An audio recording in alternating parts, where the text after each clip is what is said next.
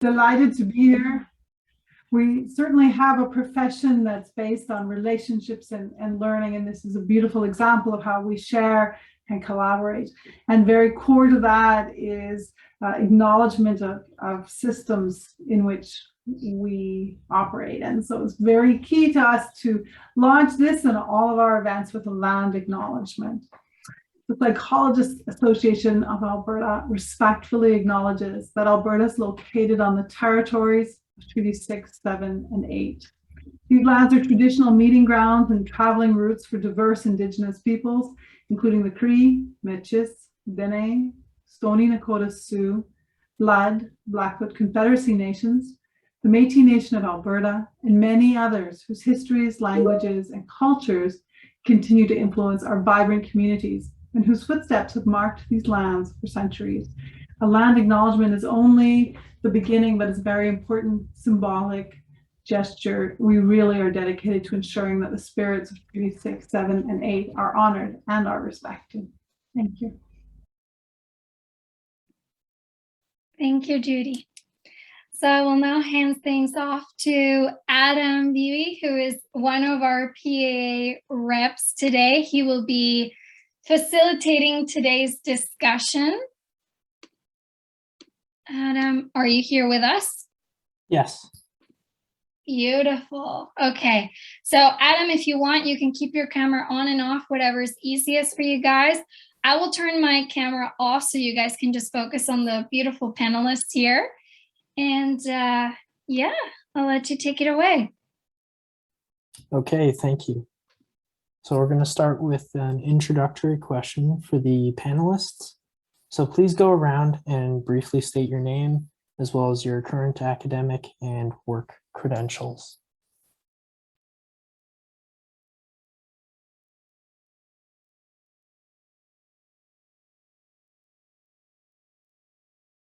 And we're starting with Lisa.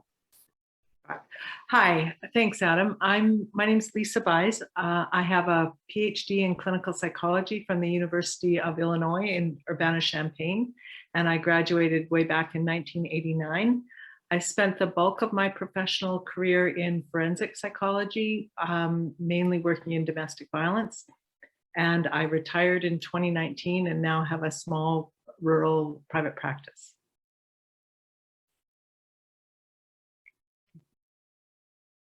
And that is me. Thank you. Okay. We'll be going to Martin now.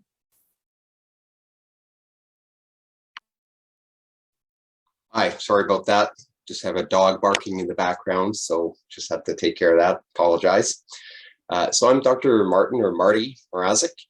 I'm currently a full professor at the University of Alberta, attached to this PhD to the accredited school in clinical psychology program. In my background, I feel that I've been probably a little overeducated, but I have a BSc in science, majoring in psychology, master's in school psychology, an after degree in education, and then my PhD in clinical neuropsychology. I'm very appreciative that many years ago, there were several people that were key individuals in my life to encourage my studies in the pursuit of psychology. And so it's really great, and I'm very honored to be here today. Thanks for having me. Thank you. Now we will move on to Milena. Yes, good afternoon, everybody. I'm honored to be in such, and humbled to be in such great company of panelists. I am a master's, it's called an M.Psy in applied psychology with a counseling specialization is the route that I took. My undergraduate degree prior to that was an honors degree or a degree with distinction in psychology with a minor in management. And I think that's my credentials. Thank you. Right. Next we have April. Hi, everyone. Thanks for having me. So my name is April. I'm a registered provisional psychologist based in Edmonton. I completed my bachelor's degree in psychology, a bachelor's of science at the University of Guelph. And my master's degree is a master's in psychology that I completed at Undergraduate Professional School in Toronto, Ontario, and a master's degree in clinical and counseling psychology. And I've been working as a provisional school psychologist for about a year now at Edmonton Public Schools.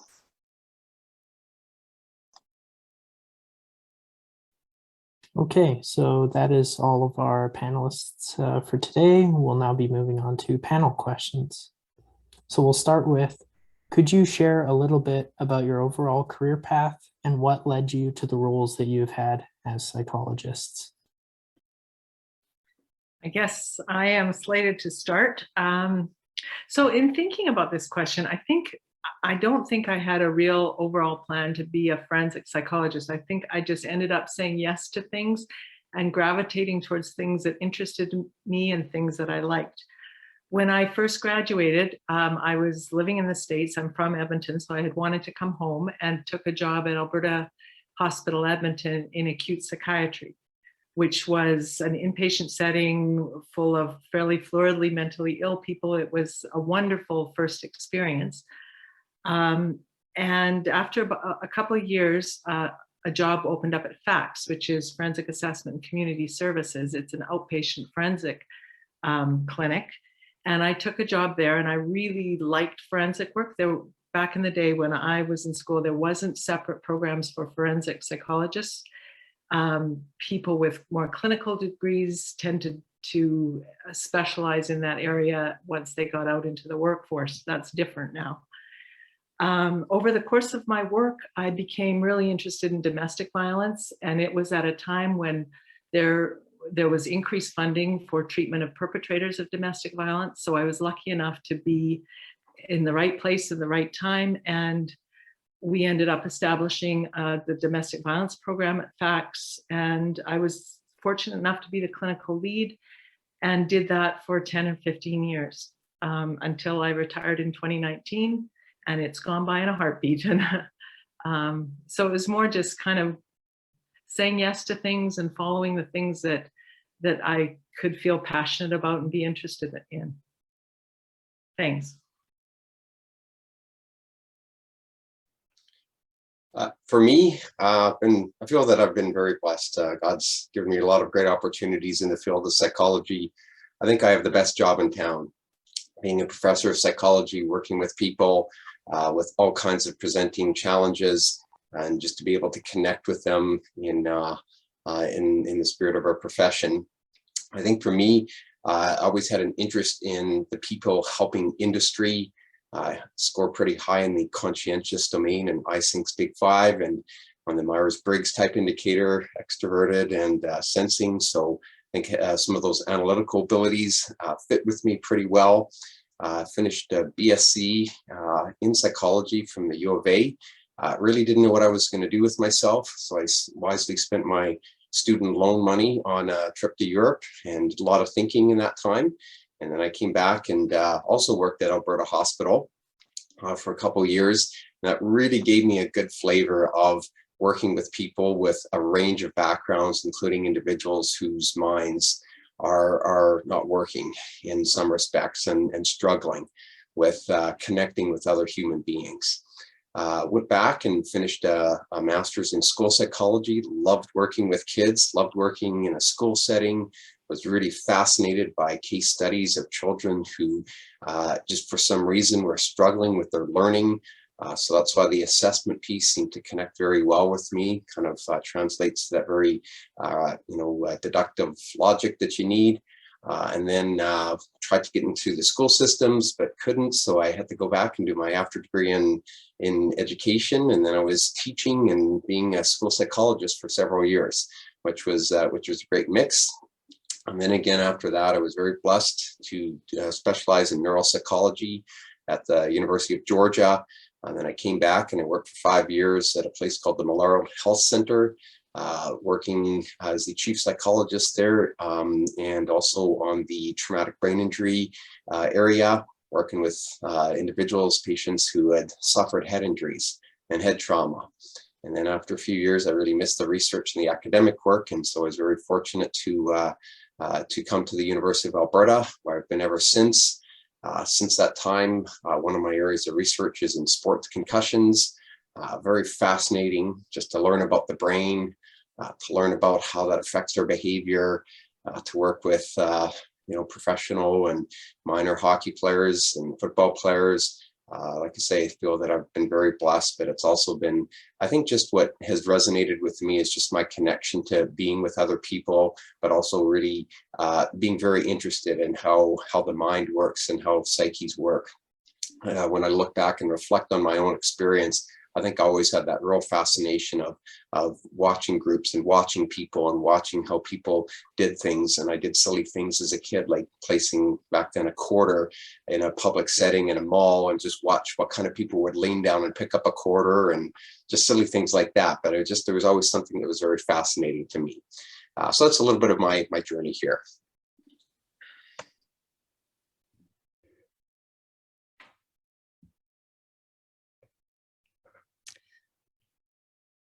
Should I just go ahead there, Adam?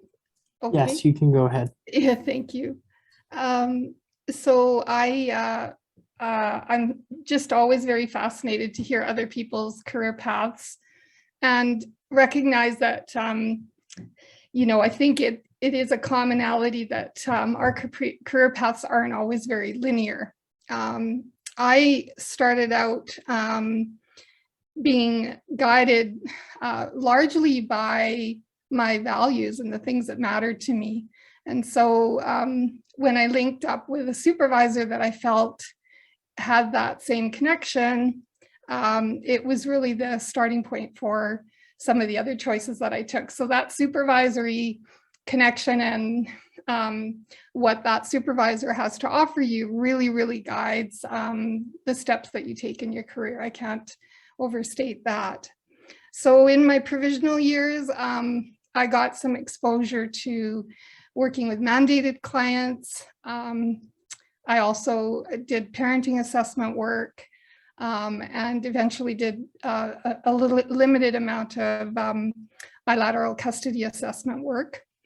And that served a purpose. It helped me see, what I really enjoyed and what I found very, very challenging and, not a good fit with my value set. So that led me to, working for a limited time in post-secondary counseling contexts. That was also part of my training. And from there, I ended up in health, a broad term, health psychology or wellness psychology. Not unlike Lisa, I have always had like a connection to the issues that women face. And in my roles in the health world, I have been connected to some extent to working with individuals who have been in abusive relationships, or who are in the midst of pretty major or unusual life transitions. From there, I spent quite a bit of time working in that area, part and full time. And then I did a very short stint recently, got a bit of a taste of community psychology as I went further full time into my private practice, and was looking for contract and job opportunities in that context. So it sort of morphed from, a really fledgling private practice in the background that was supplemented by work that was then turned into full-time work.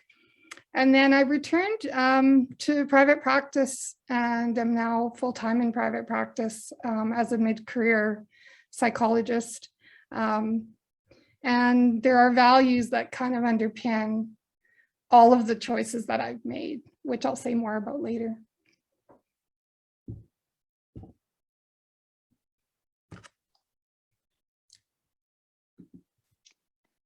So if I had to reflect on this question about my overall career path, being a provisional and very new to the field of psychology, I'd say my overall career path is a mixture of very intentional choices, as well as opportunity.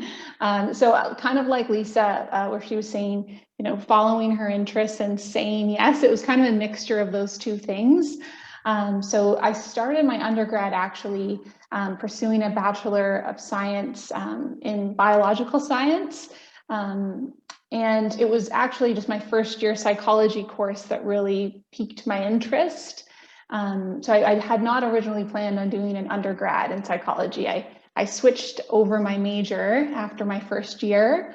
And I started actually at McMaster University at the time and transferred over to the University of Guelph. But I did want to credit when I was at McMaster, I had a professor, so maybe someone like Martin, who's also very passionate about the field of psychology, that just completely captivated me first year. And I think that was a huge reason why I moved into that major. So sometimes, professors can have a pretty profound impact on you. Looking back, it was a pretty passionate decision to switch majors so early. And I think it had a lot to do with this professor and just getting me really interested in how the mind works in the field of psychology. So completing my undergrad, I took on a lot of research opportunities that were available. I also got involved in some professional, like in some psychology society positions that we'll talk about later on. And I'd say what really drove my career was after I graduated from my undergrad, I didn't just go into graduate school. So I worked as a psychometrist for about 4 years in Ontario. That's where I was born and raised. So when I was in Ontario, I worked under school psychologists as well as neuropsychologists, administering the psychometric test batteries of assessments. So I got exposure to the field of neuropsychology and school psychology, as well as some clinical psychology.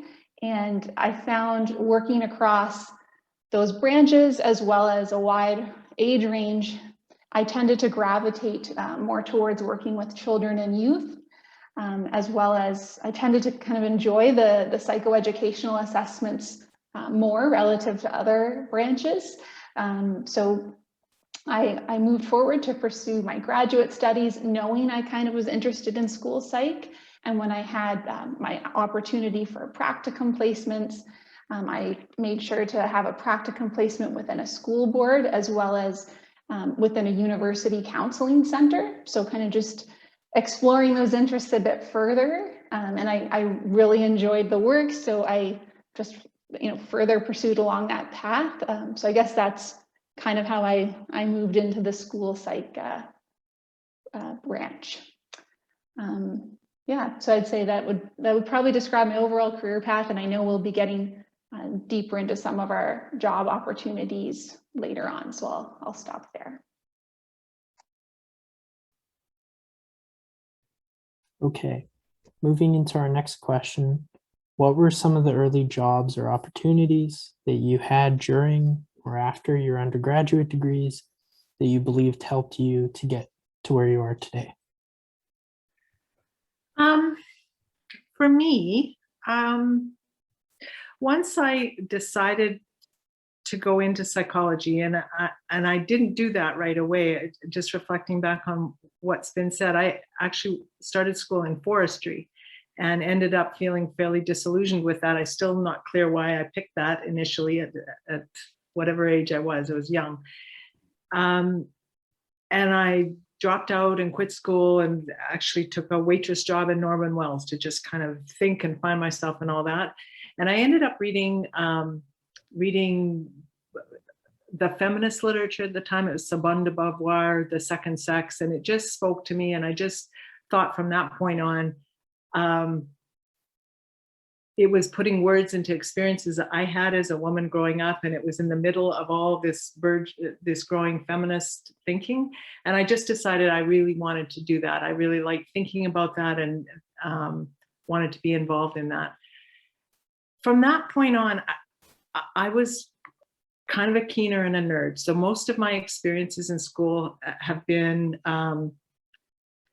through professors, through getting teaching assistantships. I did very little volunteer work, and I think that's unusual now. I think kids now are expected to do a whole lot more volunteer work. I wasn't at that point. I returned to school at UBC. I took a class in personality. I really liked that class. I was fascinated by it. I ended up getting a teaching assistantship from the professor there and became involved in that research. And that was really helpful in gaining entry to graduate work. And then if you're in the States, I didn't have a green card, so I couldn't work. So I was always a teaching assistant or a research assistant. Actually, they guaranteed those jobs for foreign students because we couldn't work and we had to make money. So most of my experiences were really related to university. That being said, I've also worked my fair share of waitressing jobs and bartending jobs and things like that. And I think any kind of job that involves customer service and talking to people is invaluable as a psychologist. Those soft people skills are incredibly important. And I think those experiences help, as do experiences that expose you to different people who are different from you, whether that's cultural, whether that's lifestyle, whether there's a myriad of ways people can be different. And the more you can learn about that and expose yourself to things outside your comfort zone a little bit, I think those experiences also are valuable. Thanks. There's no nonverbal cues here, right? Thanks, Lisa. It's fascinating to hear the groups talk about their individual experiences, because I think there is certainly a lot of that shapes a person as they pursue a career in psychology. It's nice to hear from April that a professor had a positive impact on her. If you go to rateyourprofessor.com, you don't read the most esteeming comments all the time, so it is nice to know that you can have a positive impact. I think for me, you know, as you'll probably hear from the panelists, I think volunteer positions and really connecting with the profession in some way is a good thing, because psychology is not for everybody. It's very appealing to work with people and especially to help people. I think that's at core of a lot of people's values, but to actually be in the role of psychology takes a little bit more than that. And so I certainly did my share of volunteer activities. And as a professor, as we look at students that are coming in and applying to our programs, we do look at that background, because it does tell us a little bit of whether a person really gravitates towards those professions. And I would certainly encourage you as students not to do it just to pad your resume, but also to really see if you connect with people in the role of a psychologist. I think for me too, just once I figured out how to manage my attention issues, I really became a voracious reader. And so the existential psychology really appealed to me. So Prochaska and Frankl and some of the greats there just really inspired me. And I really found myself immersed in that literature. And so that was kind of a cue to say that there is something in this profession. And then I read one of the hardest books I think I've ever read by Jeffrey Gray called The Neuropsychology of Attention. Really complicated book, and yet the most fascinating piece that I've ever read in terms of just understanding how the brain is this complicated system that processes literally every millisecond of our environment and how that shapes our behavior. So just things like that really inspired me, plus my volunteer work. As I mentioned, I was at the Alberta Hospital. That really exposes you to a unique population. And then I also just love working with adolescents. And so just doing volunteer activities with different organizations there just continued to inspire me. And so that was a good thing to really continue to move me towards my post-secondary training. I'll turn it over to the next speaker here. Thanks, Martin. Interesting around how we do become inspired by diverse things that are sometimes not really directly related to what we end up doing. I started out very academically oriented. I am also a little bit of a nerd, and had great opportunities. I actually worked with end-stage renal disease patients at the University of Calgary under a professor who was doing research there, postgraduate, like after undergrad work. I highly recommend that if you have any interest in using a science practitioner model. That opportunity, I sat with people at the end stage of renal disease who were being considered for transplants or dialysis or the like, and was able to interview them at length. The interviews were 3 to 4 to 5 hours long, and also became, very aware of the health correlates and associated issues. And honestly, it was foundational background for me. I would have probably gone right into my PhD, excepting for some personal circumstances that made that very challenging. And so I took a bit of a detour, and rather than pursue my PhD as I'd wanted to in psychology, I did end up in human resources. And I worked for a very long time in that profession, over 24 years, about 20, 25 years. And during that time was, working in a consulting role. I worked with really big organizations. Then I worked inside big organizations. So that whole, those of you here who are mature students or coming to this profession later, I welcome you. We all welcome you. I think you bring a very, very unique perspective and a very valuable perspective to the work. And I think, much like Lisa, when you do that, you're bringing your whole self to the job in a way that's pretty unique. I think I'll stop there because I have more to say later as well.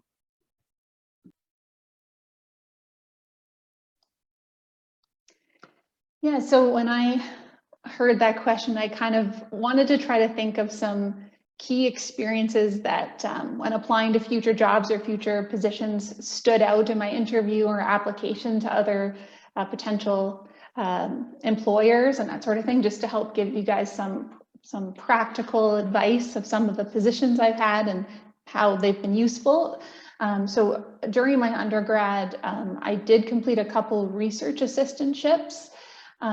So one, which was a great paying summer job, and two was great experience in terms of prior to doing my undergraduate thesis, I learned a lot about actually computer coding. So I ended up computer coding my own experimental paradigm when I did my undergraduate thesis.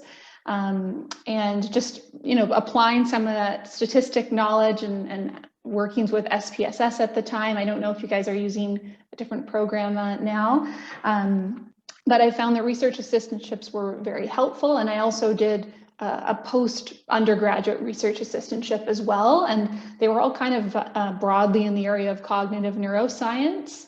So I found that work really enjoyable, but I was also cognizant of the fact that it was more neuroscience oriented when I was trying to move more towards the clinical direction.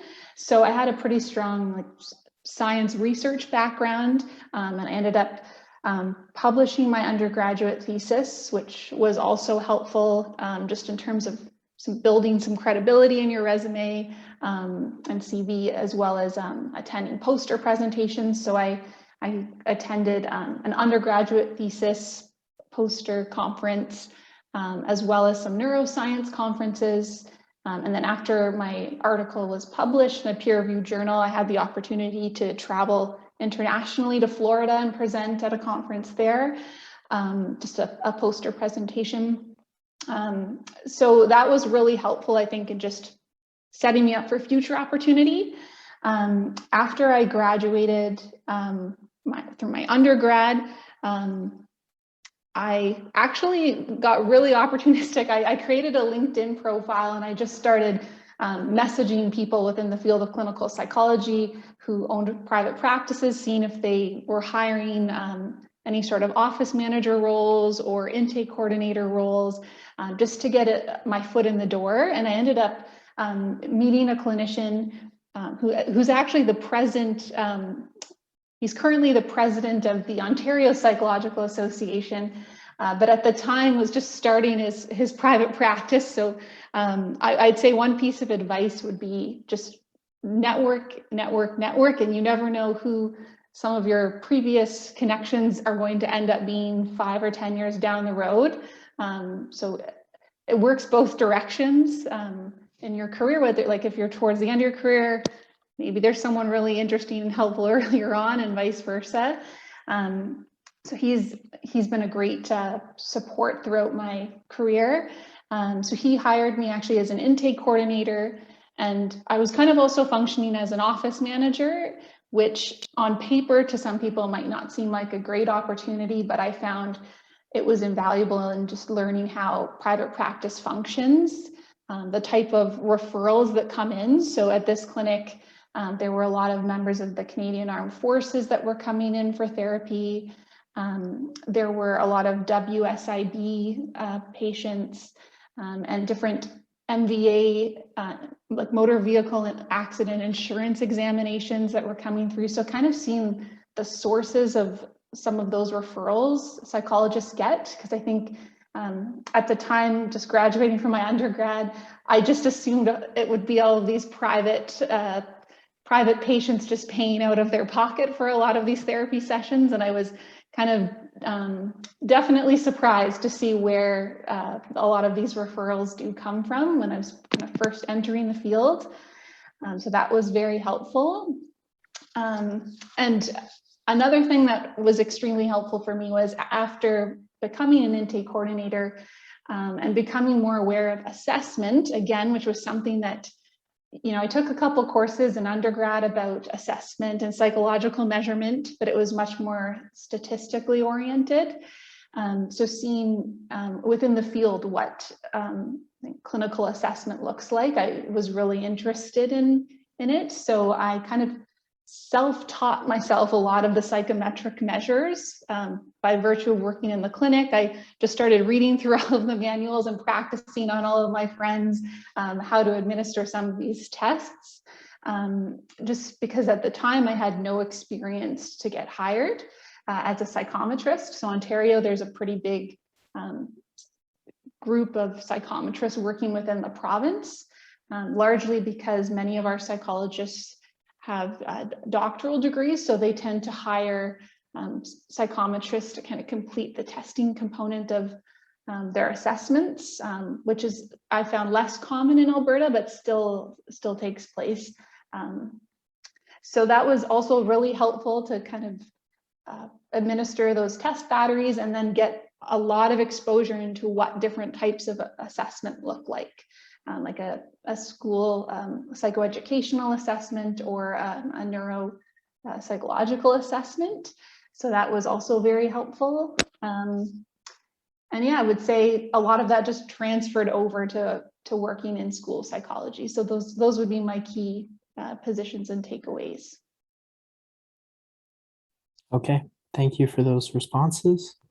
So our next question is, what does a workday look like for a psychologist in your branch of specialty? So my branch of specialty was forensic psychology. So the thing I liked best about my job, or one of the things I liked best about my job, is that no day was ever like any other day. It was new and different, and things happened every day.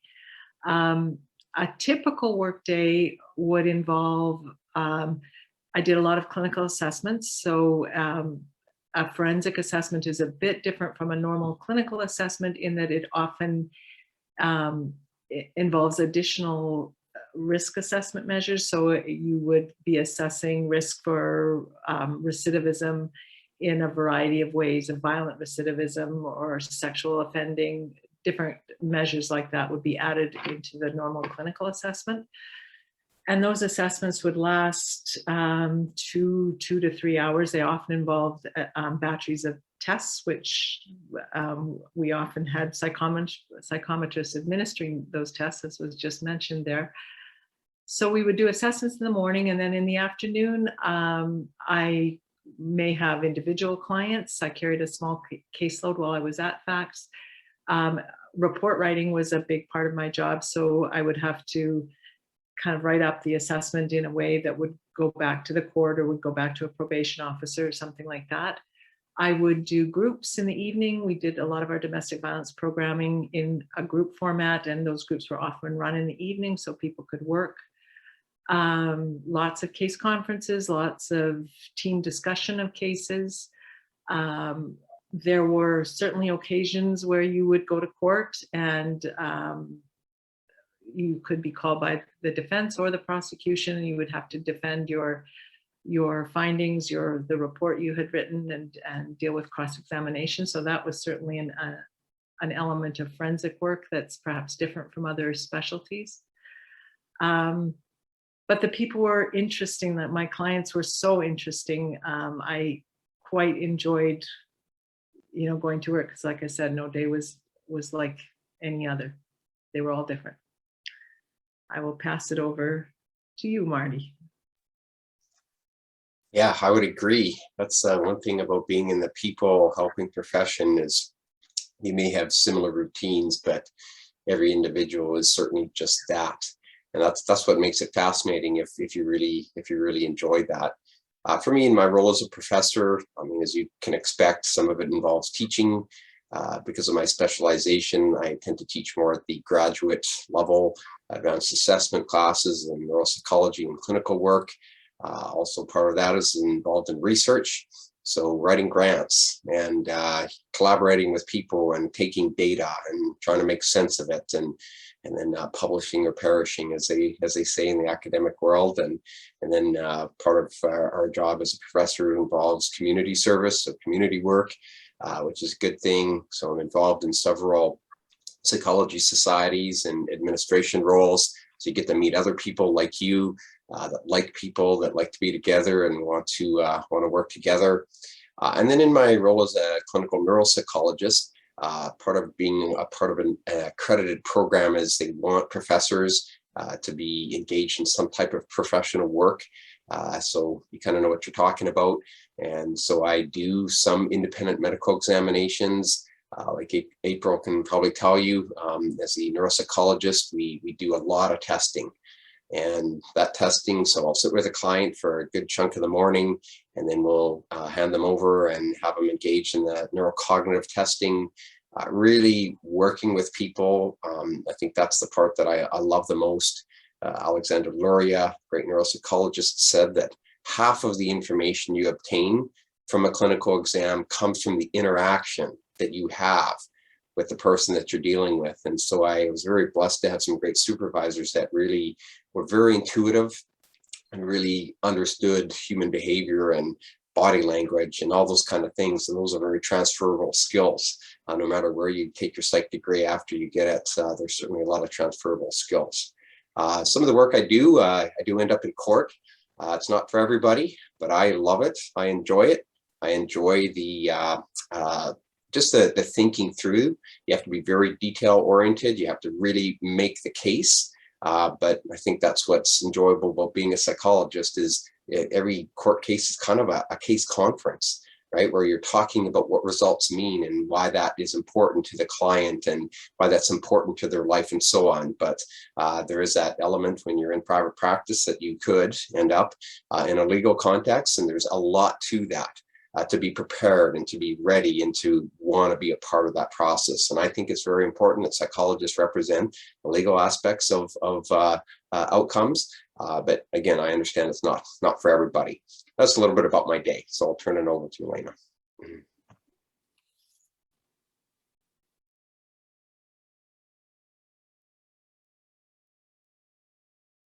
Oh, sorry, Milena, you're currently muted.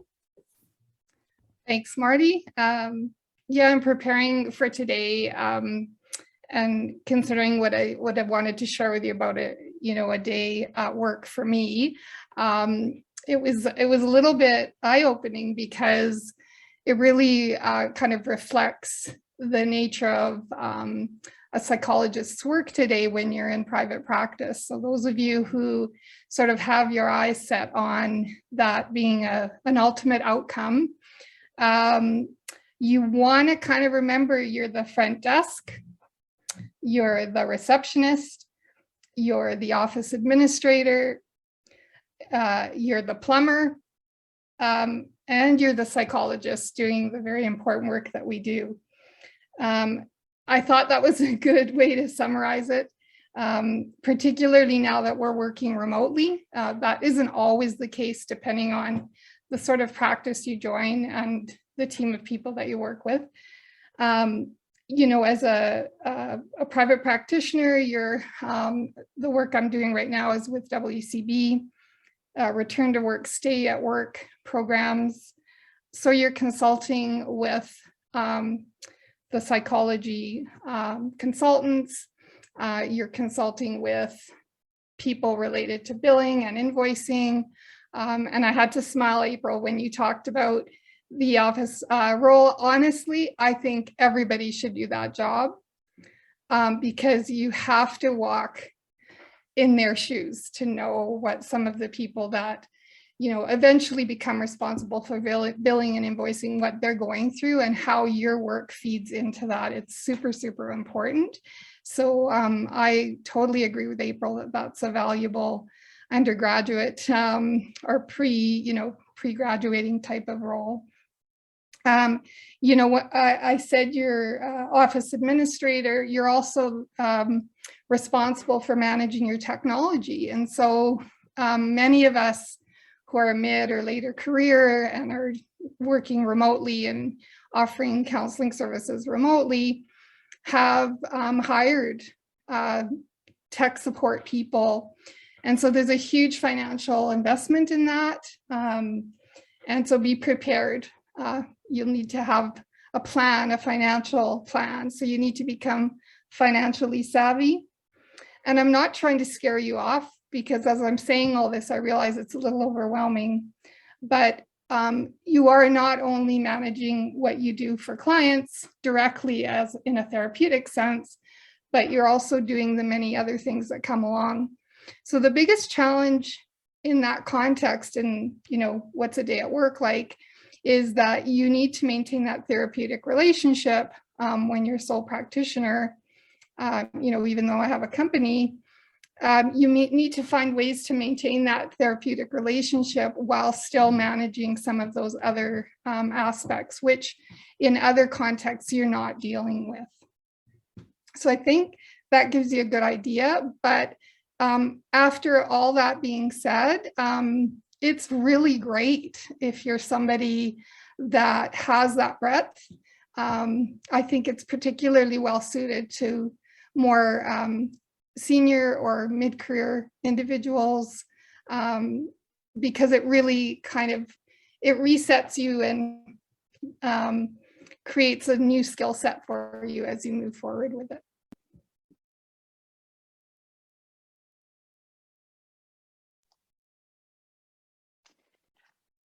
Yeah, so I think it's hard to describe a typical work day for a school psychologist. Maybe a work week would be an easier way to relay what it would be like, just because there's such a variety of activities I'd be undergoing on a particular day. But I'd say the majority of my work is currently focused on psychoeducational assessment. So, you know, the main activities I should be engaged in would be assessment related activities. So that could be, and I might go and do a few hours of an in-class observation of a student, or spend some time doing some one-on-one testing with a student, or spending some time interviewing parents or teachers or the student themselves. And then a lot of my time is also spent report writing of the results of the assessment and the information I've collected from parents, teachers, and students. Some of the additional activities that'll be kind of sprinkled in there is before I start the assessment, I'll have consent calls I have with parents and students. I'll also have meetings to go over the results of the assessment. So that would be a meeting typically involving the parents or guardians, sometimes the student, as well as some school administrators to go over what those results mean, if there's any relevant diagnoses to communicate, and if that student will be receiving special education coding within the school board. And that's being done virtual now due to COVID. So that's been an interesting adjustment to present assessment results virtually. So I look forward to that taking place in person at some point in the future. Some of the other activities that I might be involved with too are working as part of the school board as opposed to private practice. There's a lot of meetings that I have to participate in as part of the job. So some of them might be a board-wide psychologist meeting, and some meetings might involve specialized learning support, which would be a larger group of interprofessionals. So maybe some psychologists, some speech language pathologists, some occupational therapists, physical therapists, the mental health consultants. So a larger group of us taking place in those meetings. As well as being a provisional, I also have a supervision meeting that takes place a couple hours every week. So I've kind of got all of that going on over the course of a week. And then every 6 weeks, I'm on crisis response. So I'm on call for the duration of that week if anything pops up. I kind of have to drop anything that's going on for the most part and attend a crisis situation maybe taking place at a school. So I would say that would probably give you a general idea of what my time looks like. But yeah, I would say generally spent doing assessment related activities. Okay, so our next question is a bit of a 2-in-1. What do you enjoy the most about your work as a psychologist in Alberta? And then what do you enjoy the least about your work as a psychologist in Alberta?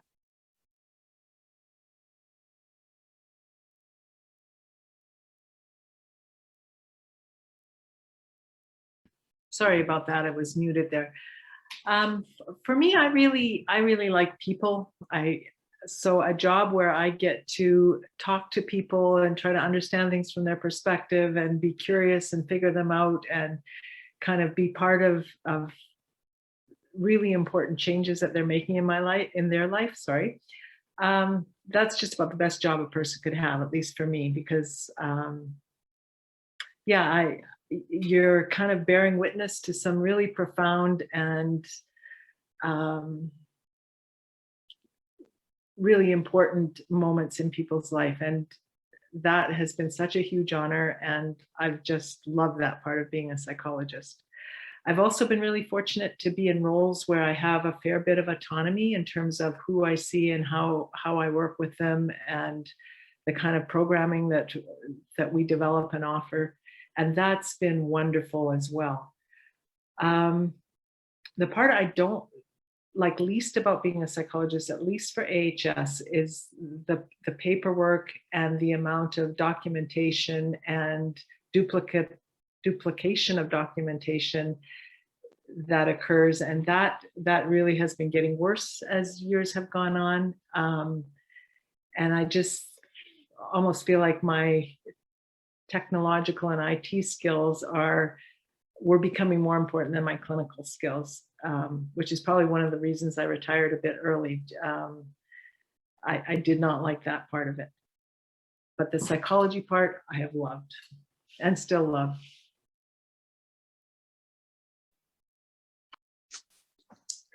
In some of my other meetings, if we start talking with the mute button on, we owe a toonie, we put it into a jar.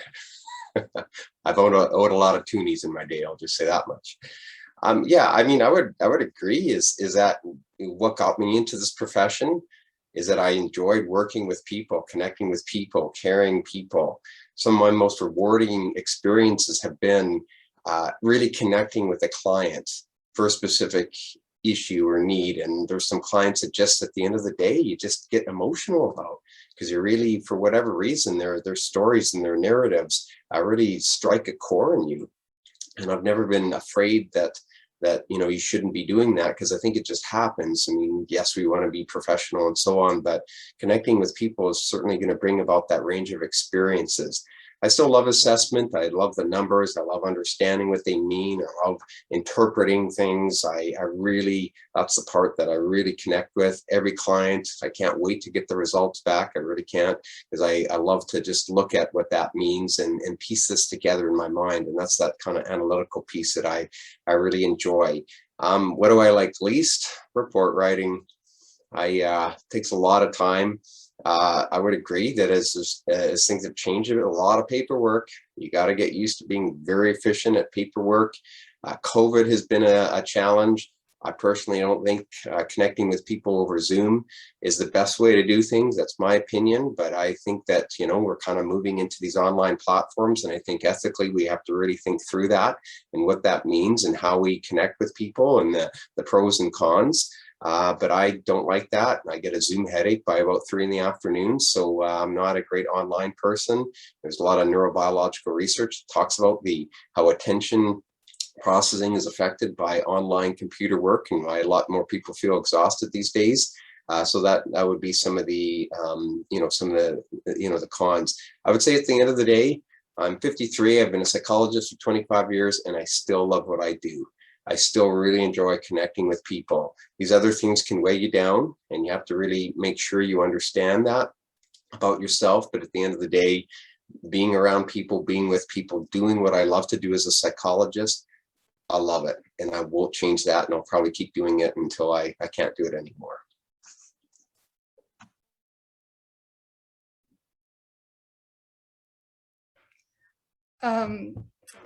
Well, what do I love most about being a psychologist is being a psychologist. There's really, nothing that I would rather do with my life. I think what I love about it is 3 main things. The first thing is that we have an opportunity to bear witness,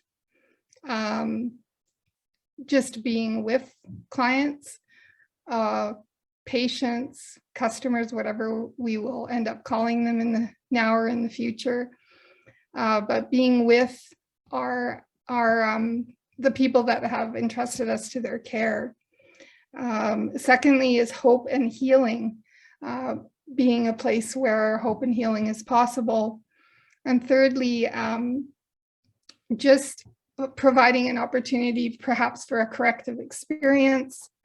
In the work that I've done, the idea that someone that comes to you with no trust or who's been challenged by systems can move from not trusting to trusting.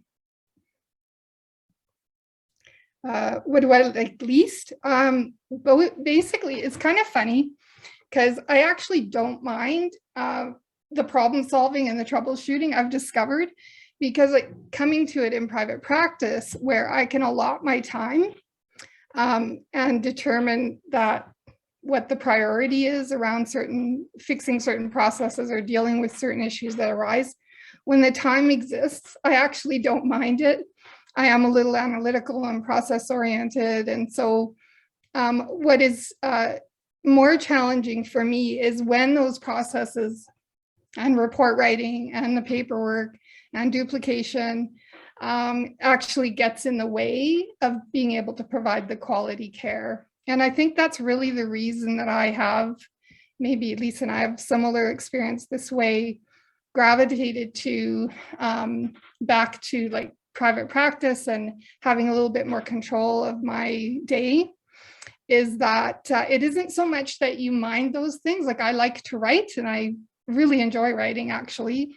I like to write reports when I was doing custody work and writing reports that I knew the court might read or somebody legal might read. I don't mind it. I just need the time and need sufficient time to do that. And so I've always been an advocate, sometimes too firm of an advocate, for fixing processes that get in the way of quality patient care. You do that in the context of the system you're in and respecting the reality of that system, right? And doing what you can in the context that you're working. So, but what do I love most is the work. And there's a reason that I'm doing the work.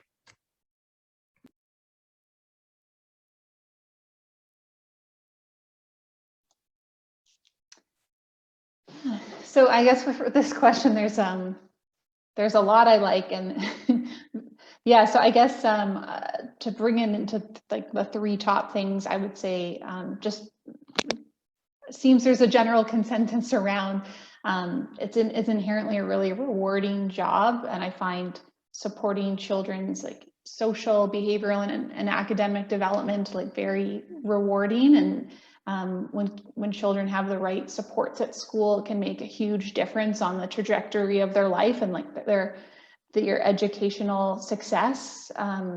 As well as I really enjoy the fact that it's within the school board and more of a public position, just coming from private practice. I find a lot of my work I'm helping families that are in greater need than some of the families that end up pursuing more of a private practice route. So I feel a lot more connected to some of the families I work with, and I have a longer period of time to work with them, generally speaking, than private practice. I also enjoy getting the assessment results from an analytical perspective. I really enjoy the case conceptualization and analyzing the results and the report writing that comes along with it. I do like to have an eloquent, logical stream of ideas in my reports, and I do find that enjoyable. Maybe I'm still early on in my career and will eventually tire of the report writing, but for now I'm really enjoying it. And I do like how much autonomy I do have over my schedule, given the fact that like I'm still employed by a school board. I find compared to some of my friends' careers that are not in psychology, I do have quite a bit of autonomy. Some things I don't enjoy. I think being in a public school board, sometimes you can be limited in terms of your time or the resources you have. Given the caseload that you have. So sometimes I can feel a little spread thin or inadequate, but it's a lot of the time having to do with, your caseload and kind of being spread a little bit thin in the school board. And I would just say the other thing maybe would be some of the school administrative politics. So not typically the families, I don't find that very stressful, or students, but sometimes just the politics about, who moves forward for an assessment and who doesn't, and who has say over that can get a little bit draining. So I'd say those are probably the only negatives I can think at this point. Okay, moving on to our next question. How do you personally balance work and life as a psychologist?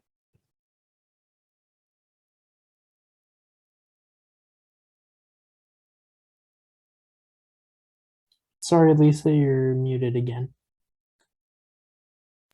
I'm owing you another toonie now. I'm going to owe a lot of money just in this one single session. But anyway, for me, that has been a real learning curve for me over my career. I don't think I naturally do well at managing work and life, because I can get so passionate and so into my work and just think about it and obsess about it and kind of put too much into it. Fortunately, I'm married to a wonderful man who is not a psychologist, and though he greatly respects what I do, he's not that interested in it. So he kind of pulls me away from my work world into other things and other adventures that we have. So I think I'd have to credit him with a lot of my work-life balance. Thanks. Yeah, I think every psychologist will face this question. For me, I very much like Lisa and probably the others, is that I've probably erred on the side of just not having good balance in my life. Some personality characteristics. I'm pretty ambitious, pretty hardworking, and so those are good traits, but a good trait can also be a weakness if you don't manage it. So I think you really have to think through that, of what gives you energy and when to say no, especially when you're starting out your career. You want to please everybody, you want to make an impression, You want to impress your boss, you want to impress your clients, all those kind of things. And so you have to really think through that. Having said that, if you're a little overtaxed in the people helping profession, then I think you're probably in the right place, because psychologists by nature of what they do are probably going to be in that. I would agree that I'm blessed with an amazing wife and two kids that give me a lot of perspective. Exercise, huge for me. Really, the neurobiology of exercise and how you have your dopamine after 15 minutes of moderate exercise, is that you really live that, and especially as you get older. So you have to have your interests outside of psychology. But at the same point, I still love what I do, and though I've been tired at times, I wouldn't change it. I really wouldn't. I really like what I do. So.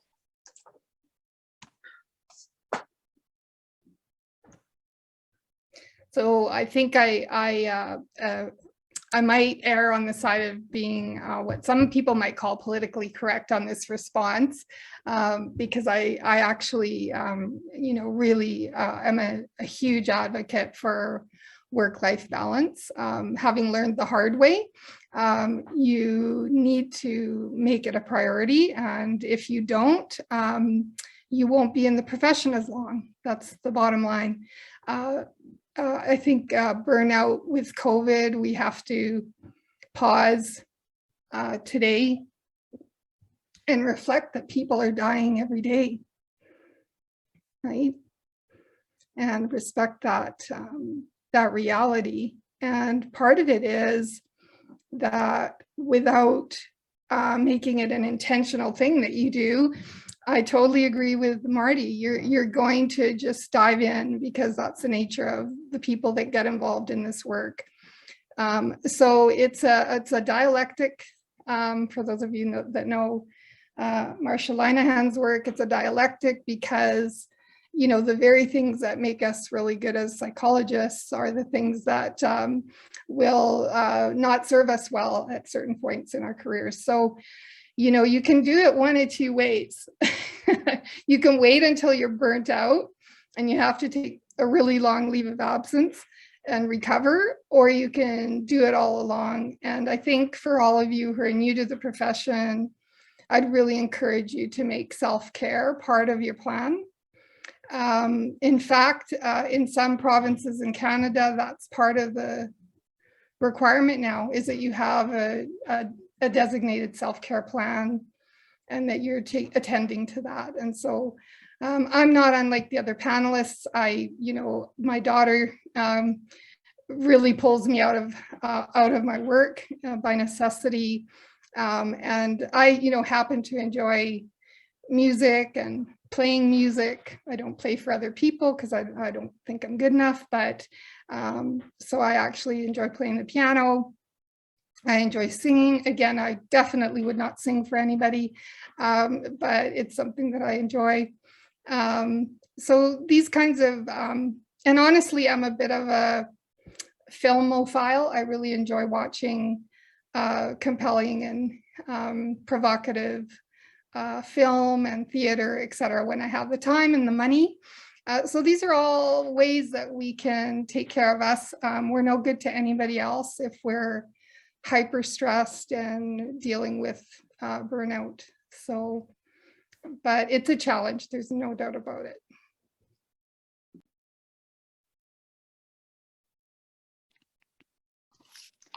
I guess I will actually start with a little bit of a cautionary tale during my graduate experience. So I actually did end up going into that burnout space where I needed some time off. The year of my graduate studies where I had one practicum placement 2 days a week, my other practicum placement another 2 days a week. And then I did a neuropsychology assessment on the Friday and then went to school on Saturday and Sunday for classes. At the time, I was just going 7 days a week for the better part of a year. And the years leading up to that, I'm a highly ambitious person and I always like to have lots on the go. So, I mean, probably the following 7 years before that, there was a lot on my plate. But I ended up actually coming down with an autoimmune disease and I needed urgent surgery. So I had to I just managed to make it through my placements and took some time off before I completed my thesis.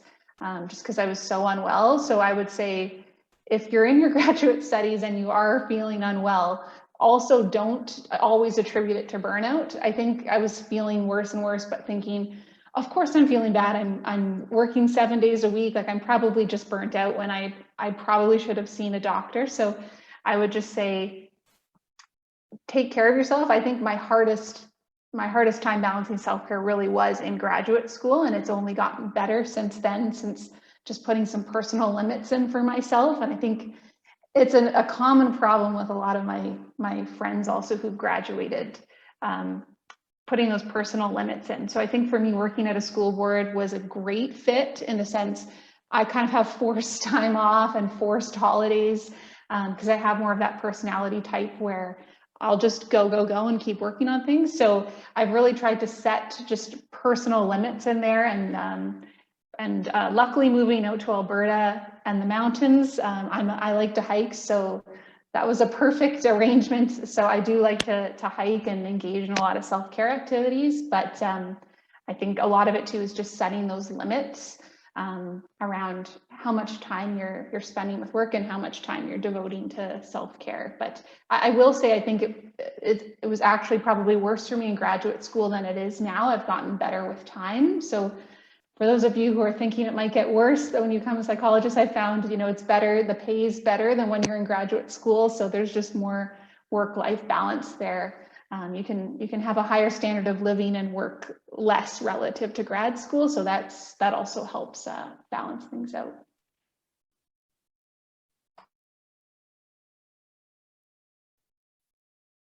Okay, thank you for those responses. Just letting the panelists know we have about 20 minutes left for this portion of the webinar. So for our next question, how well did your university experience prepare you for your career? What were some other major sources of learning for you? I think my university education was good. I had a great education. I feel very privileged.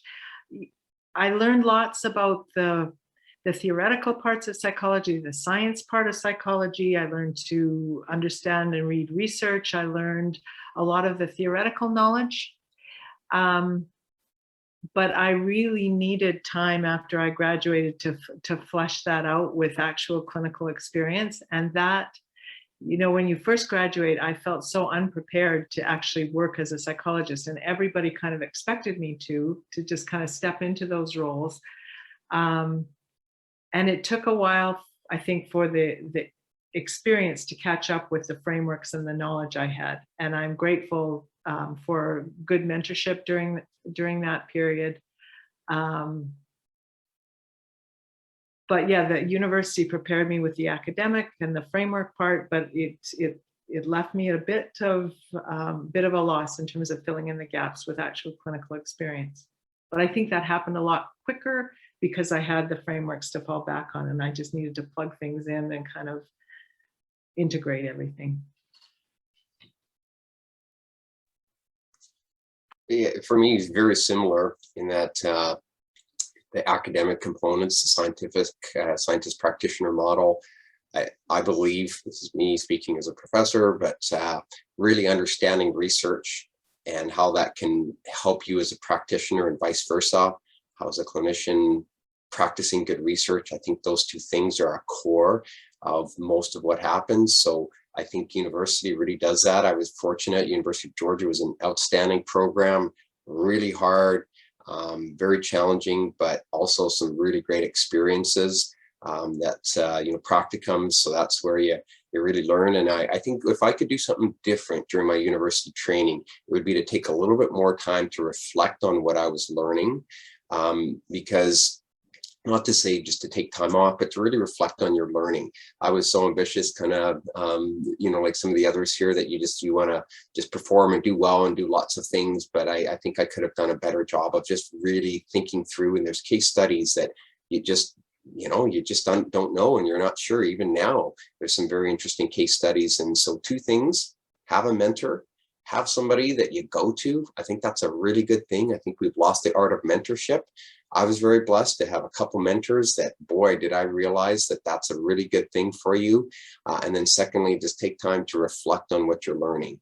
Go to a conference, go to some new experience where you can really learn and immerse yourself from that. That'll kind of get you reinvigorated, especially if you like the academic piece. So that's what I would suggest. Over to you, Milena.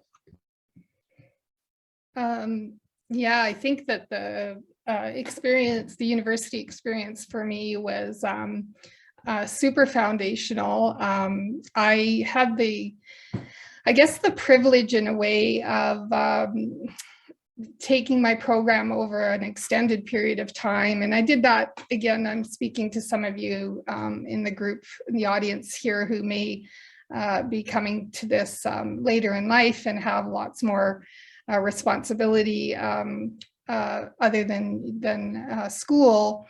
So I was fortunate enough to extend the amount of time I took the program. I did that intentionally. I have a daughter with special needs, and so that necessitated me to make a request to do the program over an extended period. Interestingly, Marty, for me, that was exactly the benefit. So it worked out because I had more time to integrate, to reflect, to soak up knowledge from like really, really valuable, important people who had lots of experience. There's an evolution, I think, in supervision models and lots of clarity now about how important good supervision is. And if you devote any time to research between your undergrad and your graduate work, I would place it on finding a supervisor who you connect with, who aligns with the way that you think and the type of supervision you need. I do believe everybody needs a slightly different approach to supervision.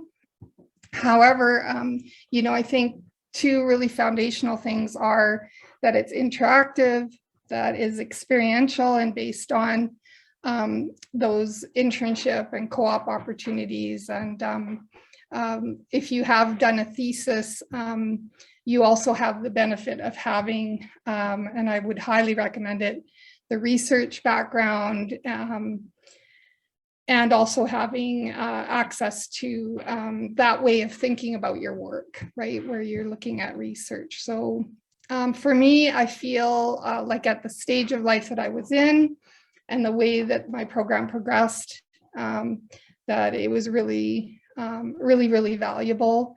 And nowadays,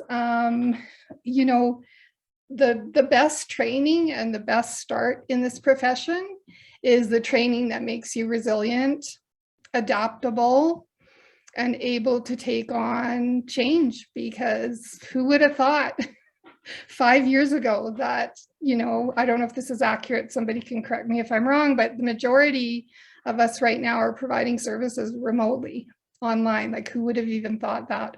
So I think we can't know everything and we can't be taught everything. And in this sense, I'm a real academic that academics teach you how to learn. They don't teach you every single detail. And yeah, so the only thing I wish I'd done differently is got my PhD right away.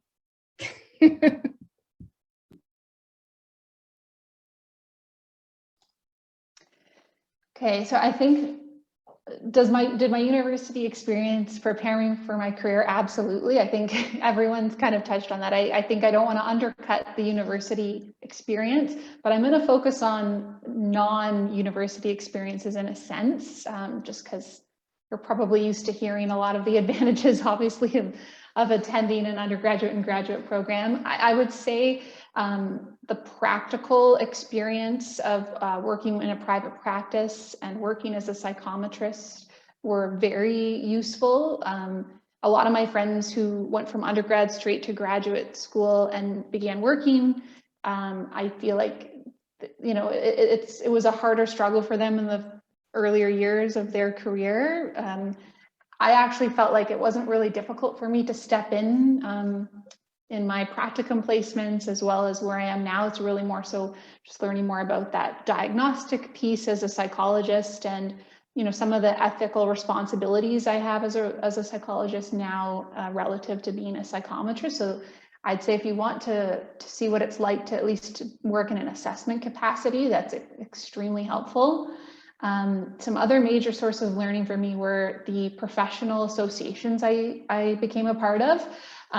So the PAA is one of them. In Ontario is also part of the OPA. So those professional associations, you'll get a lot of insight into the profession and what issues are important. There's also conferencing events a lot of the time, and networking events where you can meet other psychologists, usually in person, some of the previous years, as well as the APA, the American Psych Association, and the National Association of School Psychologists. They also have a lot of networking opportunities and mentoring programs where you can be set up one-on-one with another psychologist and have more interaction with them in their career path. So I'd say meeting as many psychologists as you can from a breadth of branches. I'd suggest going and exploring it a little bit further than your area of interest to gain information about the field. I think that was really helpful,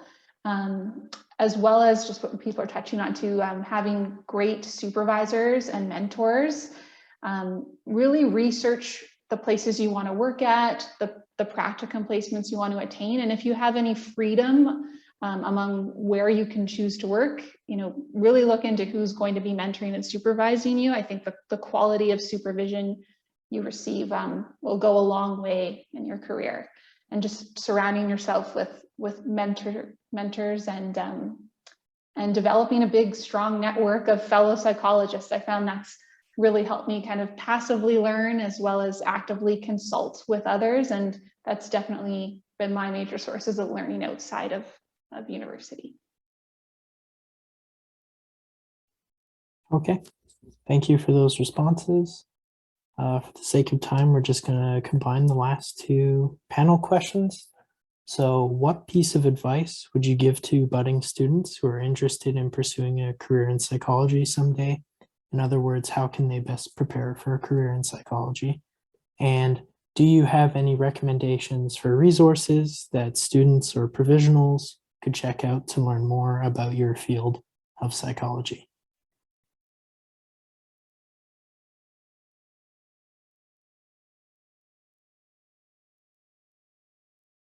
And sorry, Lisa, you're muted. My Lord, I have not been part of the Zoom stuff. I still see people in person with masks and distancing and all the rest of it, but I have avoided a lot of this. So with regard to what piece of advice I would give to budding psychologists, I think it's important to remember that psychology really requires two skill sets to be in this profession. You have to have people skills and caring and, be that kind of healer at heart, but you also have to have the scientific side. You have to be able to analyze research and statistics and understand theories. It's a fairly academically rigorous profession as well. So you really need to have both sides to that. And so you can kind of know if you're interested in this possession or profession, which one you have to focus on, because all the volunteer experience in the world is probably not going to help you become a psychologist if your GPA is low. So you have to work on both of those angles. In the past, I think the academic part was perhaps even more important than the people skills and caring part in the programs that I've known, and my information is probably a little bit dated, but they emphasize more of the academics than the volunteer work and other things. I think that may be changing, but just to recognize that you need to kind of develop both parts of yourself in preparation for this.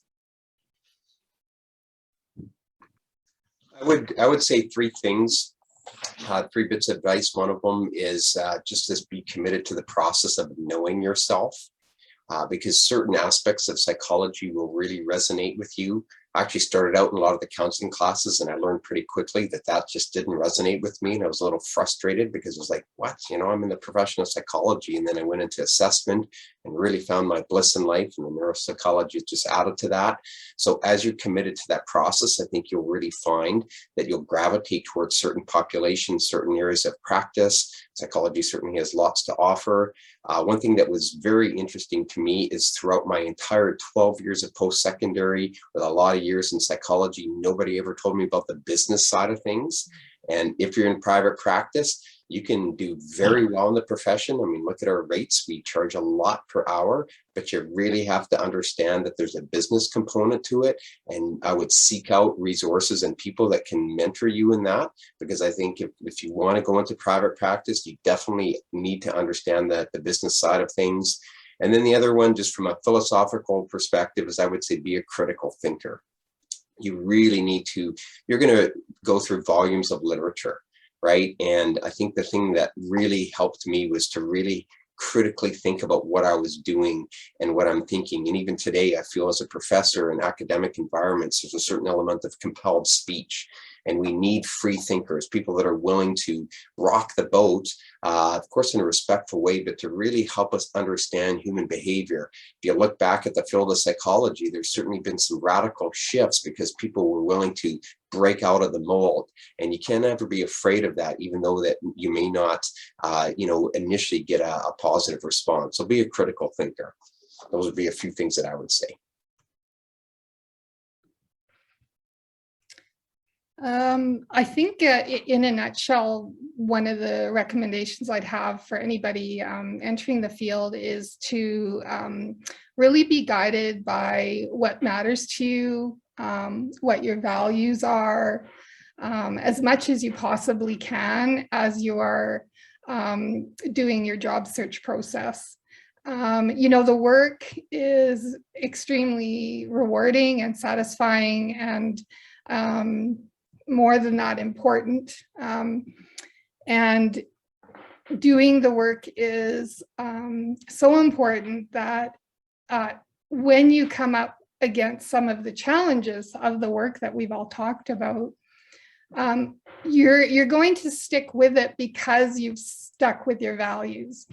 And so, make your choices wisely and with some thought to, is this in alignment with my core values and beliefs about the world and about people? And I would also say another piece of advice I would give is to, remember that with this job comes great responsibility. And you can I can put in a plug for the College of Alberta Psychologists, as well as PAA, as well as the Canadian Psychological Association, and other groups like this. I haven't mentioned all of them, obviously. They're there to support you as much as the college is there to protect the public. There are so many valuable resources on their website. So make friends with the resources that are provided by the professional associations that you can join. I don't quite know how you would do the work without those linkages and connections to those resources. And I think we need to change the mindset around, being scared that the college is going to come after you, and switch it over to, there's valuable information there, and there's valuable information that PAA can provide, et cetera. So those two main things, stick with the things that you value and that you connect with. And secondly, be sure that you network and stay connected to others in the profession.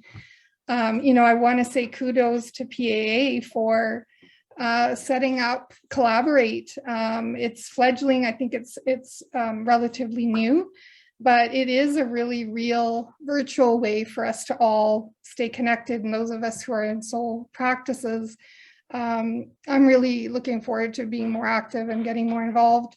You know, we need vehicles like that to share ideas and best practices and warts and all, and be comfortable doing that. And so I'm really grateful for that. In terms of resources I can offer, I have many. I could send about 4 or 5 links to you, Vanessa, or Adam, or whomever, to forward along to participants. I'm not sure how you'd like to do that, but you know, a few of the things I'd comment on with if you're in any health related work, you do need to become familiar and comfortable and knowledgeable with resources that will give you information about prescription medications related to mental health issues. You know, again, we can't keep up and know every single detail, but you really should link yourself up with a resource that will give you basic information about medications. We don't prescribe them, but when you're working in a health context, you need to know what they are. You need to be aware of side effects, etc. Another thing I can offer is the IT professionals that I'm working with currently. I haven't been with them long, but I will say that if you are looking for IT support and you're a small sole practitioner or in that situation of feeling like you need advice, they're specifically set up to provide that kind of support. And they're called Pluto Microsystems. And then lastly, I have, you know, a really strong belief in putting research into practice and finding materials that have been developed with lots of thought and knowledge and experience. And those are the kinds of links that I could provide. I'm sure Judy also, you've got these up on the PAA sites as well. But so if anybody's interested in any of those other links, I'd be happy to provide them.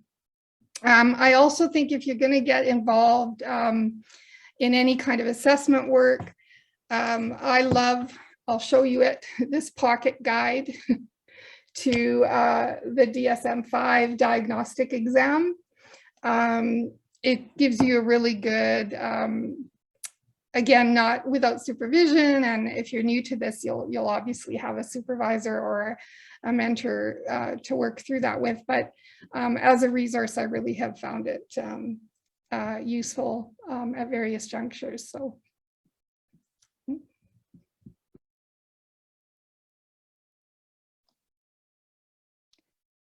Okay, so I guess being fresh out of grad school, my first thought about, you know, advice for you pursuing a career, just with experience I've had with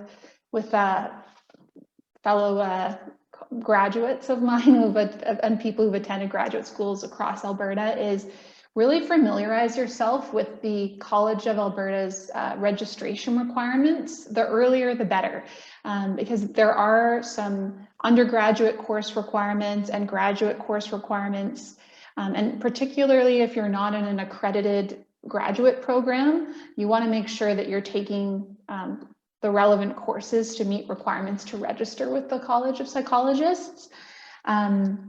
If you're an undergraduate student looking at grad school, you can look up the CPA accredited programs, but CAP has also released some master's approved programs. So that might give you an idea as well of some master's programs that would increase the likelihood of, you know, meeting those educational requirements. So I would say, you know that process inside and out and kind of work backwards in a sense of, you know, once you find those graduate programs you're interested in, what does your GPA need to look like? What are the entrance requirements? That sort of thing. And I guess the other thing I would just say again is join professional associations, particularly about my branch of psychology. There's typically sections that will exist or communities in each association, and the school psych's a pretty big branch of psychology. So At the APA, you can join the Educational School Psych Division.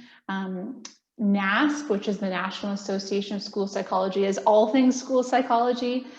They also have a really big and active listserv, as well as the PAA also has an educational school psych community as well. So if you're interested in that particular area. And then in terms of resources that would be useful, I can send them to Vanessa and Adam. I guess one thing I would point out on the list would just be there's a bookstore, I think it's based out of Toronto. It's called Caversham Booksellers. And I think they're the largest mental health bookstore in maybe North America. So I found it was really a useful bookstore to check out as a student, just because you don't always know, like, is this a valuable book? Is this a vetted book? And I find signing up for the newsletters there are really helpful. Sometimes there's book reviews about the books. I'll spell out Caversham afterwards, and I'll also include it in the resources. But it's really helpful in terms of just knowing, what are some valuable books in the field. And they also have announcements sometimes about conferences and events that are student friendly. And yeah, I guess I'll include some of those additional resources as well to Vanessa and Adam there. Yeah, so thank you so much to the panelists. Absolutely. If you guys want to type in the chat all of those resources, I think some people wanted to see what they were spelled like, or send them to me and I can send them to the participants. We can absolutely do that. But I just want to spend some time and say thank you to you guys. I can't speak for everybody on here, but I thoroughly enjoyed your discussion, and I always learn so much from other people's experiences. So I hope it was the same for everybody else that's listening. And yeah, thank you so much for your time. We will now be moving to the Q&A session. I do believe we have a few questions now. I'll just turn things over to my question moderator, Athena. Yeah, hi everyone. So we got a couple really good questions actually, and these questions are addressed to all of the panelists. So whoever has opinions or experiences, feel free to just jump in. So for our first question, Patricia and a few other students wanted to know what advice panelists would give to someone who wants to enter the workforce right away after their psychology undergrad. So what options are there, and do you think that's possible with just an undergraduate degree? I'll jump in. The answer to that is yes. My own opinion is that the market right now for individuals with that kind of training in roles that are supportive to mental health professionals are quite plentiful. For an example, I did a short stint, nothing super amazing, although I did get a certification as well, but in COVID-19 contact tracing, for example. So it sounds peripheral, but if you're interested in health psychology, it's a really good on the ground front entry level kind of opportunity that may exist in the future. And April, you might know more about what they're planning in the schools, but that's an example. So what I would say is you need to be quite creative on how you search for those jobs. Look, you guys probably know more than me, the younger generations on the call. If you're looking, check out places like Glassdoor, Glassdoor. They're a job search site, whatever you call them. You could check out talent.com, I believe it is. And you can also go directly to organizations that you want to work for. So again, if you're trying to align with your values and you have like a general idea of what you're really interested in and types of workplaces you'd like to be in, Look up their websites and check their job opportunities directly. So I think the answer to that is yes. Obviously, you're not going to be a psychologist, and you're not going to be, you might not even be a psychometrist, but you could be doing roles, as I mentioned, in the office administration side of things. For an example, some of the private companies that do provide health psychology services are looking for billing, invoicing people, receptionists, that kind of thing. So those are some examples I can think of if you're just graduating with a degree in psychology. And beyond that, you can look at non-traditional careers. And I think Vanessa posted a really good resource for you to check out that gives you a good overview of all the different areas of psychology. But just think about the chain of events that happens. There's always a place for people that have an interest in psychology and have some training that want to be doing that kind of work. And then I will say I graduated with my degree in psychology. I had that minor in business. I think it was called Business in Society. And that actually is what ended up leading me into the field of human resources. So a little bit of a non-traditional path. Nowadays, and even when I around the time I started, you need to certify to become an HR professional. But there are roles within that HR world that are amenable to some of the skill sets that psychologists have. So those are just a few examples, but I would honestly recommend it. I think that jumping into a graduate program immediately out of school is not for everybody. You need a break, especially with COVID, and you may really just want to become a little bit more conversant about the world of work first. I don't know if anybody else had other thoughts.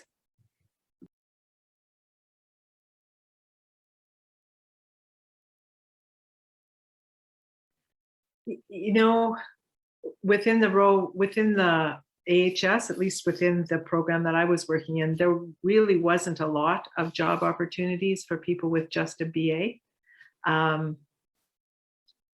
Some people with BAs kind of find work as addiction counselors. That used to be an area that people without a graduate degree could kind of develop and kind of do like helping kinds of things.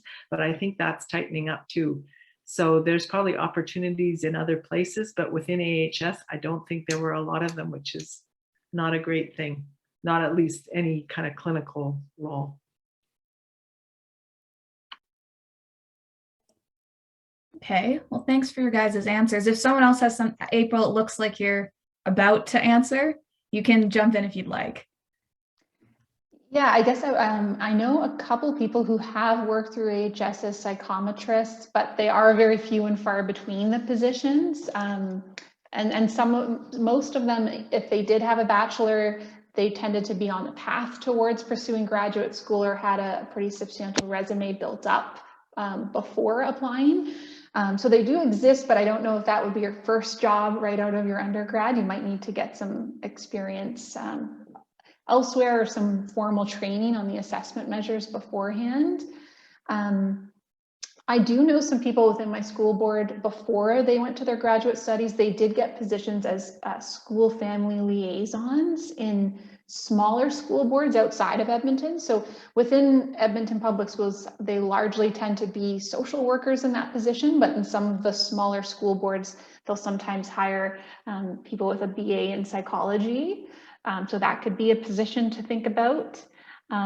As well as I'd say, as soon as you graduate, just create a LinkedIn profile and start networking, because you never know what type of connections you'll make with people in private practice and what positions you might be kind of offered through the grapevine. A lot of positions I find get filled and are never formally posted somewhere or kind of get created based on the connections that people make. So I would just say, network, attend any conferences you can or any networking opportunities, even though it's a little bit more challenging during COVID to have those in-person experiences, but I think LinkedIn's a great place to kind of network and see what exists and just kind of be opportunistic about it.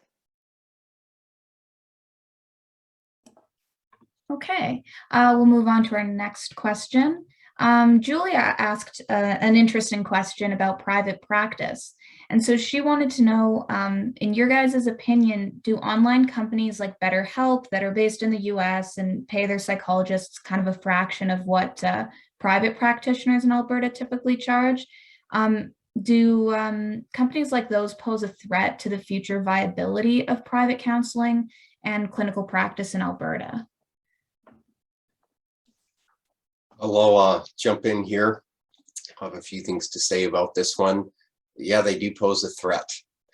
And I think they're non-regulated companies, and you need practice and a profession that is regulated by ethics. And I worry about those big business companies that really are not practicing that type of. So the reality is a lot of people are in psychology. We're high on conscientiousness and low on disagreeableness because we tend to get along with people, which is great for connecting with people, but sometimes setting firm boundaries. I think that, my friends in the counseling area will tell you that there's been a lot of pressure from other disciplines to be counselors. And if you look at there's a lot of entryways into counseling, which is fine in some respects, but I think we have to be very, very protective of our roles as psychologists. And we have to know what we can do and that there are boundaries. And, even in the multidisciplinary teams that I've worked with, there are infringements, whether it's using MMPI-2s that people don't have the training in, or WISCs or achievement testing. There's a lot of these different areas that you will constantly find people are pushing the boundaries. But we have very clear guidelines on who is qualified to give tests, what qualifications are needed. And that's where we need people that are going to be a little tough to get along in terms of really setting some boundaries and saying that it's not appropriate for anybody just to do this counseling. It's not just about, people with good people skills that should be in this profession. No, we go through a lot of years of schooling for a good reason. And so those are the things that concern me. In my area of neuropsychology, we've seen some online testing, and I've had some pretty honest conversations with the businesses there. Are they going to listen to me? Maybe, maybe not. But I'm going to keep telling them what I think is appropriate ethical behavior. And I think that it's our role. That's why PAA plays a very important role in terms of really encouraging these type of discussions and guiding students into the right professions, and not just taking a quick weekend course where you can suddenly call yourself as some type of licensed registered healthcare provider. I think we have to be very careful with that. And so, yeah, you're going to see a lot of these things come up over the years. And that's where good people in the right places really have to push back and say, no, this is a profession that I've committed my life to, and I'm very passionate about it, and I want it to go well, and I want people to be ethical in what they do. So anyway, there's my little rant on soapbox talk about that.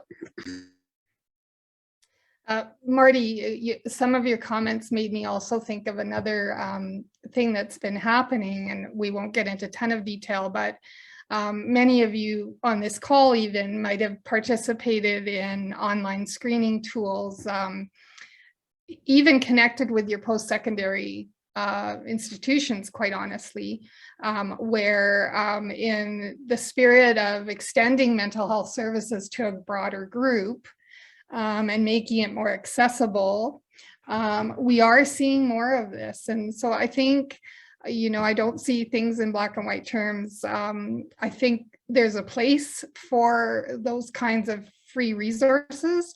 And at the same time, there's a need for caution and oversight and care in the kinds of outcomes that can happen there. So we are dealing with a population that's way more mental health savvy.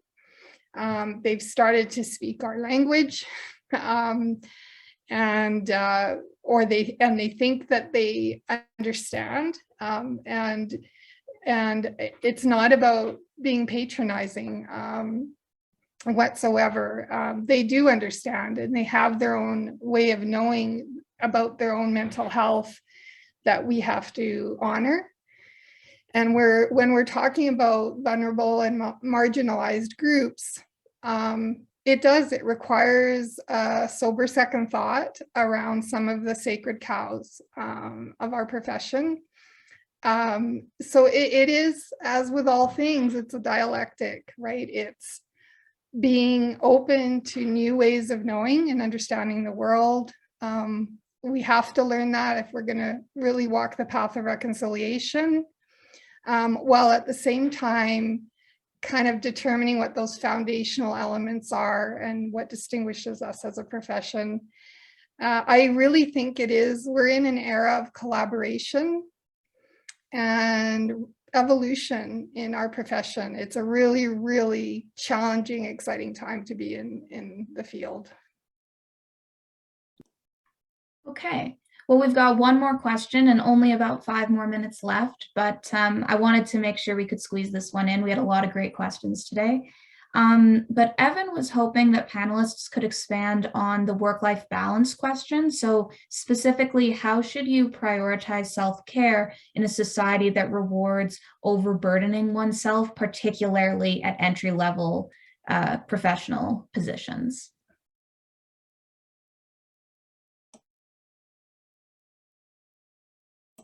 Oh, you're still on mute. Sorry. Lord. I think self-care has to be an absolute priority. And you're within the field of psychology, I think Marty alluded to this, a lot of us are conscientious and driven and love it and are passionate about it. And it's so easy to get lost and absorbed in your work and thinking about things and everything. But self-care, taking time for people in your life, for family, for rest, for exercise, for joy, for travel. I think unless you make that the number one priority in your life, everything else is sooner or later gonna fall apart. And I get that that's hard when you're first starting, but those boundaries, we really need to make them.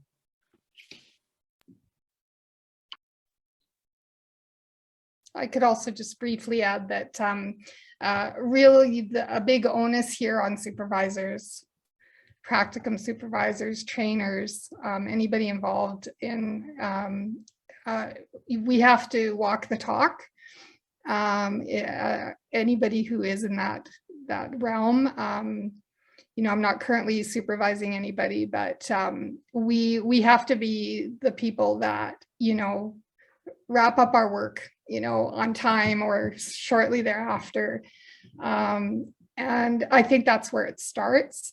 And we're seeing an evolution in this based on all the neuropsych research on, you know, the importance of things like sleep and stress management and all of that and the effect on our own physiological arousal. So yeah, I think it starts with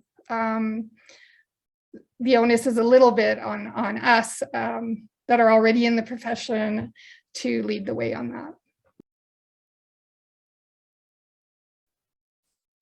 Yeah, just a couple comments. One, before I address that question, I think it's important for students to note that psychology is a growth industry in our society. We're seeing increasing numbers of applicants to professional psychology programs, but there are an increasing number of jobs that are going to become available. The talk about mental health, I think, is really growing. And so I think it is an exciting time if you're a student to look for opportunities down the road. So keep that in mind, that it is, I think there's going to be more professions.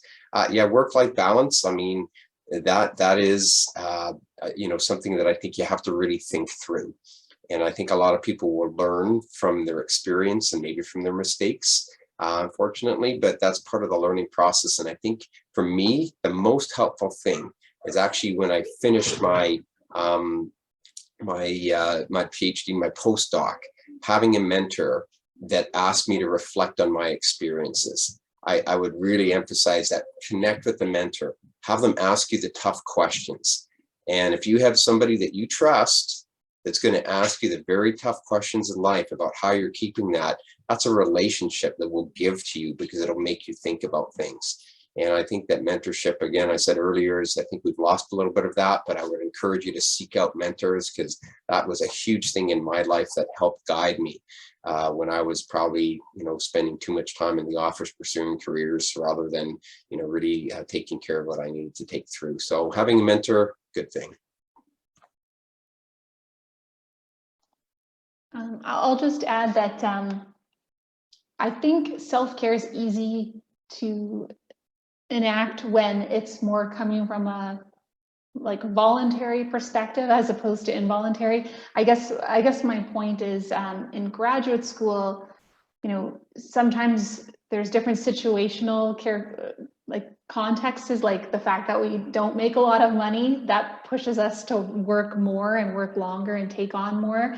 I think honestly the self-care piece is truthfully the hardest at least for me, was the hardest at that point in my life. And really just moving into early career, I just had to extinguish some older behaviors that were no longer helpful. But once I graduated and was working in the industry, it's much more from just old habits die hard type of thing, and building in some self-care routine. I think a lot of the questions are probably stemming from undergraduate and graduate students, and I think that's tough. Sometimes there's no easy answer if you have a family and you're going to school, or you're financially supporting yourself while going through school. Sometimes it's a harder balance.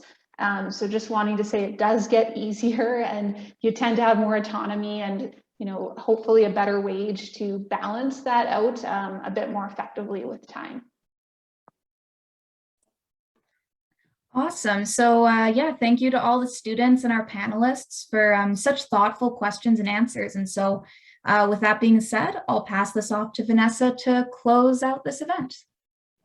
Yeah, so first of all, I just want to say thanks again to all the panelists. You guys would not believe all the emails that I've been receiving just the past 2 months since we have been planning this event, and since the advertising came out, everybody was like, oh my gosh, I really want to, the panel looks so cool, their backgrounds, and people requesting recordings. So thank you to all of you so much. I mean, we talk about work-life balance. Obviously, psychologists, time is limited, time is precious, time is money. We hear that all the time. So I really appreciate all of you taking the time out of your busy days to, answer questions and, share all your life experiences with the students. I hope it was as, fruitful to them as it has been for me. So yeah, thank you. And yeah, before I close up this event, I just kind of want to share some last minute stuff for the students. So yes, this event will be recorded, and we will be following up with some announcements on where you can find this recording. Ideally, we want to post it on YouTube. The exact when of that will be coming out, but you can expect it very soon. In terms of some upcoming events, I noticed in the chat there were a lot of questions about grad school. If you're interested in that sort of stuff, we do actually, the PA reps and myself will be planning a grad school event in the next couple months. So keep your eyes out on that on Facebook and on Collaborate. You definitely want to be a PA member because you're going to get to hear about those events before everybody else does. Another event that I would like to advertise is, fun fact, April is actually the provisional director here at the PAA, and she and I will be, we've been doing this ongoing event that I believe will be happening again next month. It's a student provisional mixer, so it's going to provide students with an opportunity to connect with other provisionals and ask questions. I know last time there were a lot of really amazing questions about the EPPP, grad school. Honestly, I forget right now, but tons of really good connections are made. So just because COVID is happening doesn't mean you can't connect with people and maybe potentially find a mentor, who knows, or at least connections to find a mentor. So yeah, and the last part is just the PA YouTube series that I wanted to share, which is where the recording will be. Sorry, April, I see your hands up. And just one more event I wanted to plug. If you did enjoy this type of a panel, I know the CPA today, if you're a CPA member, just opened up registration for their virtual career fair that's happening November 12th. So I'll give that information to Vanessa to also send out, just because you know, the more information you can gather, the better. So I'll make sure to share that with Vanessa and make sure you get those details.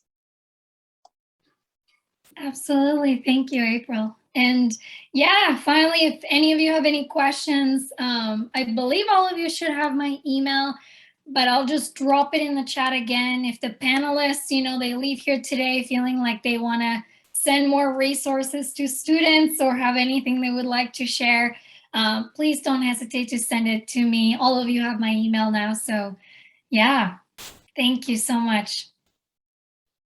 It's been a pleasure. Thank you all. It was good to meet you all. I'll just stop.